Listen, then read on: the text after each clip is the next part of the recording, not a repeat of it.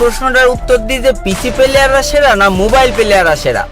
তো ভাই মোবাইল প্লেয়ারদের গেম প্লে দেখে অতটা মজা পাওয়া যায় না, কারণ ভাই মোবাইল প্লেয়াররা সব বট হয়, কারণ ওদের ভালো মুভমেন্ট থাকে না, ভালো ওয়ান ট্যাপ মারতে পারে না, ঠিকমতো হেডশট মারতে পারে না, AWM চালাইতে পারে না, মানে যাচ্ছে তো একটা অবস্থা।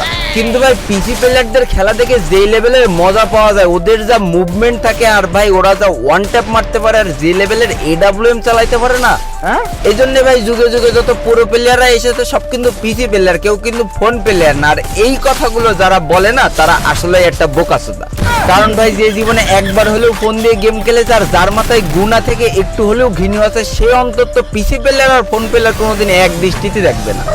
ফোন প্লেয়ার তো ফোন প্লেয়ারই ভাই, ফোন প্লেয়ারদের সাথে তুমি যদি পিসি প্লেয়ারের তুলনা করো তাহলে ভাই তোমার মাথায় ঘেনু নেই, তোমার মাথায় গামলা গামলা গু আছে।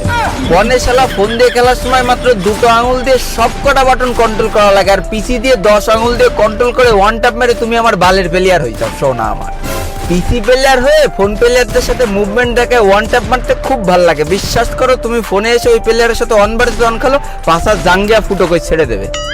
ভাই আমি নিজেও একজন ফোন প্লেয়ার ছিলাম, আমি ফোন প্লেয়ারদের সারাটা জীবন রেসপেক্ট করে যাব, কারণ ভাই আমি জানি যে ফোন দিয়ে প্রো হওয়া আসলেই কতটা কঠিন। আর যারা বলে ভাই সব ভালো ভালো প্লেয়ার ভালো ভালো ইউটিউব